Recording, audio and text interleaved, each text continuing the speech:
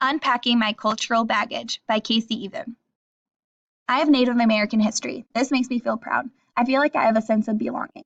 When I visited South Dakota and where my great grandmother grew up, I felt peaceful and intrigued. I was interested in our history and wanted to learn as much as possible. Unfortunately, we don't have a lot of knowledge on this subject as it was not talked much about through generation.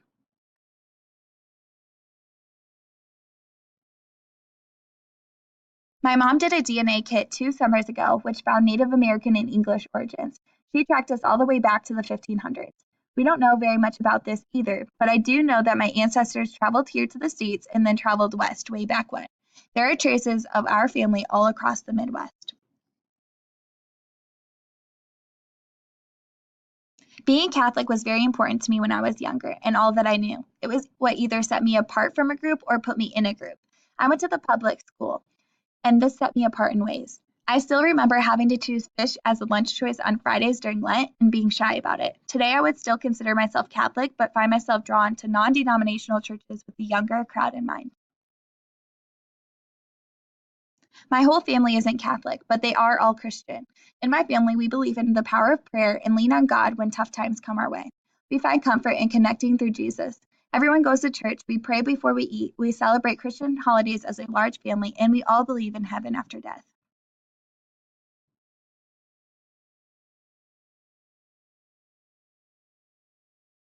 As I write this, I feel jealous of people with more culture than I do.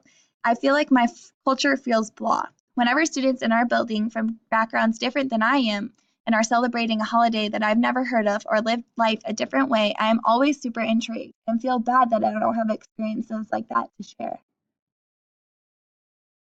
From the time I was a baby until 6 years old, my mom raised my brother and I while going to college. We were very poor and lived in a one-bedroom house.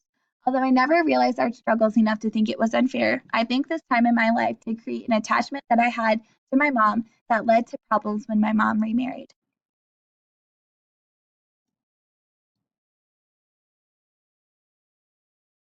My first memory of my stepdad, who I now call Dad, was Christmas when we were 5 years old. My brother and I played Barbies constantly, and my stepdad gave me my first Barbie dream house. I was mystified. Shortly after, we moved away to a new town to live with him. This was a hard concept for me to understand. I wasn't close to my biological dad, and I didn't know how to trust men. My dad worked tirelessly for me to trust him. When we moved to Jessup, Iowa, population 1,000, I was 6. My education was amazing. I was able to get exactly what I needed. On the flip side, I was blinded to a lot of the world. Any culture besides white American middle class Christian culture was not something that I knew nor was comfortable with. Small town living is a part of me. Des Moines is a big city to me. I live on the east side with my aunt. It is absolutely crazy to me that we don't know our neighbors. In my small town, everybody knows your business. This can be good and bad. The good part is, if you need someone to lean on, you have the entire town. This is an example of how my small town took care of a family who relocated after their house burned down in California. I would say we made the transition from working class to middle class when I was in middle school. My dad is a manager at Alliant Energy, and my mom is a teacher. They both have worked very hard to make ends meet, multiple jobs and long hours. This has made me a hard worker. I have worked since I was 12, and I am proud of how I save my money. My parents taught me that if I want it, I have to work for it. In college, I met upper class people and lower class people. It was easier for me to judge the upper class people because it always seemed like they had no work ethic but constantly had the prize. The lower class people I just empathized with, wishing there was more that could be done to help them out. I think it's very hard to move out of your social class that you were born in. I think it takes knowledge, resiliency, resources, and perhaps a bit of luck. Speaking of college, I'm very grateful of my experience at Iowa State. I personally think even being an Iowa Stater adds a little something to my cultural package. I was involved in my many clubs and activities, my sorority, the Iowa State Education Association, STARS, and Dance Marathon.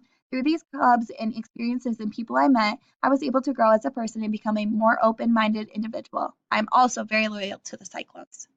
Friendships are one of the most important things in my life. I value a good laugh. It seems like no matter what, I can always count on my friends. As I grow older, friendships that I never thought would fade have faded. But when I look back and think about why or how, it always comes down to value and values and how we didn't value the same things. In friendships, the traits I look for are honesty, dependability, lighthearted, spontaneous, kind, positive, and open minded. Family is forever. There is nothing quite like home, and sometimes home is people. My family and I have a different relationship than I do with my friends. It's hard to explain in 20 seconds, but I love them unconditionally, and our relationships will never fade no matter how close we are. My parents hold me to the expectation of being authentic, which I love. They want all of their kids to be uniquely themselves. My grandma Kathy is a very special person in my life. She is the most basic grandma ever, always baking, unable to use a cell phone, always thinking of you. But the most special thing about her is that she never gives up on anyone. I have watched her endlessly give and never get mad when she doesn't receive. She has always made sure that her grandkids did all things with kindness and love, which has rubbed off on me. The number one thing I value is being authentic. This started from my parents, but grew as I got older. I always want to make sure that I'm not morphing into someone else because I think the person I am having a conversation with would want me to be that way. I always want to stay true to who I am. I'm always striving to be a better person, but overall, I don't want to change because someone would like me better otherwise. I believe this for others too.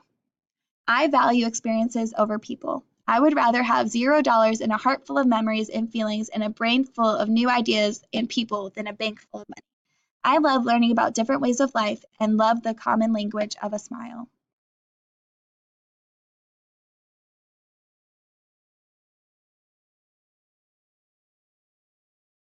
It's easy for me to say it's wrong to kill an innocent person. It's easy for me to say it's right to help an elderly person open the door.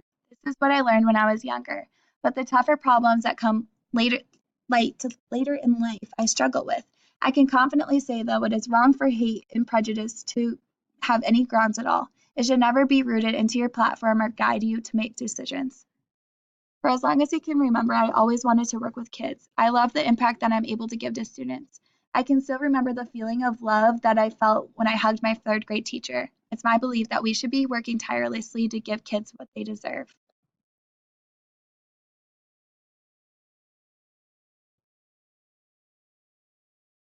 In the future, I hope to be a better, more well rounded teacher, more responsive to children of poverty, stronger relationships with students who show behaviors, and a person colleagues can look to for advice.